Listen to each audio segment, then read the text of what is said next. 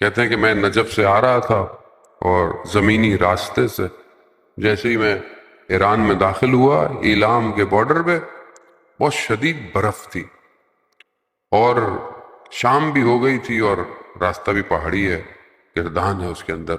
کہا کہ شام تھی، برف تھی، تو میں نے دیکھا کہ یہ رات کو یہ سفر طے کرنا خطرناک ہے۔ تو میں نے ایک جگہ دیکھا کہ قہوہ خانہ تھا، تو میں نے کہا میں یہاں رات گزار لیتا ہوں اور پھر صبح نکلوں گا۔ لیکن جیسے ہی میں رات وہ اندر گیا قہوہ خانے میں، تو میں نے دیکھا اوباش قسم کے لوگ بیٹھے ہوئے مستیوں میں اور کمار میں مصروف تھے۔ اب میں نے کہا کہ میں ان کو امر بالمعروف کہوں کہ جو ان کے اوپر اثر نہیں کرے گا، اور دوسرا میں اگر ان کے پاس بیٹھ کر ان کو دیکھتا رہوں تو یہ میرے لیے گوارا نہیں ہے۔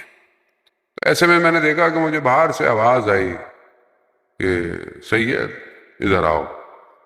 تو ایک شخص درخت کے نیچے بیٹھا ہوا تھا، کہا کہ ادھر آؤ، وہ جگہ تمہارے لیے نہیں ہے۔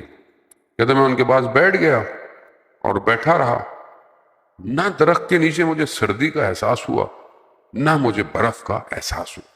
صبح ہوئی، نماز پڑھی اس سید کے ساتھ جس نے مجھے بلایا تھا، اور پھر اس کے بعد جب روشنی نکلنے کہا کہ اب سفر شروع کرتے ہیں۔ کچھ راستہ میں چلا تو مجھے احساس ہو گیا کہ یہ کوئی اور نہیں، وقت کے امام ہیں۔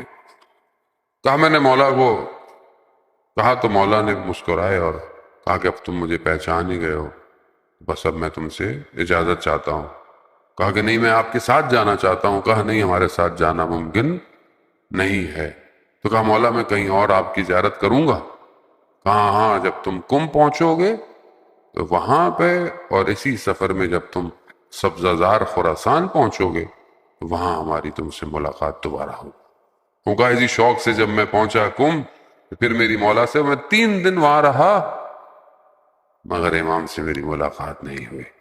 بڑا دل برداشتہ ہو کر میں وہاں سے نکلا اور سبزوار جب پہنچا تو میرے دل میں یہی تھا کہ یہاں تو مجھے مولا ملیں گے، لیکن وہاں امام کیوں نہیں ملے؟ امام نے تو کہا تھا۔ تو ابھی میں یہی سوچ رہا تھا کہ میرے پیچھے سے ہاتھ آیا امام کا اور امام مجھے وہاں مل گئے۔ میں نے مولا سے کہا مولا آپ مجھے وہاں کیوں نہیں ملے کم میں؟ کہا نہیں، میں آیا تھا جب تم حرم کے دروازے کے باہر کسی تہران کی خاتون کے مسئلے کا جواب سر جھکا کے دے رہے تھے تو میں تمہارے برابر میں کھڑا ہوا تھا۔ عزیزان محترم، خوب امام برابر میں ہوتا ہے۔ میں کیا کر رہا ہوں، کیا دیکھ رہا ہوں، کیا سن رہا ہوں۔ امام ایسا نہیں ہے کہ امام کو پتہ نہیں ہے۔ خود امام فرماتے ہیں کہ تمہارے اعمال 2 بار ہماری خدمت میں پہنچتے ہیں۔ اب کیا پہنچتے ہیں یہ تو میں جانتا ہوں یا خدا جانتا ہے، تیسرا تو کوئی شخص نہیں۔ عزیزان محترم، امامت مسئلہ بہت مہم ہے۔ بغیر امام کے امت نہیں ہو سکتی، اور بغیر امت کے امام اپنے ان کاموں کو انجام نہیں دے سکتے۔ امت ہوگی تو امام ظہور فرمائے۔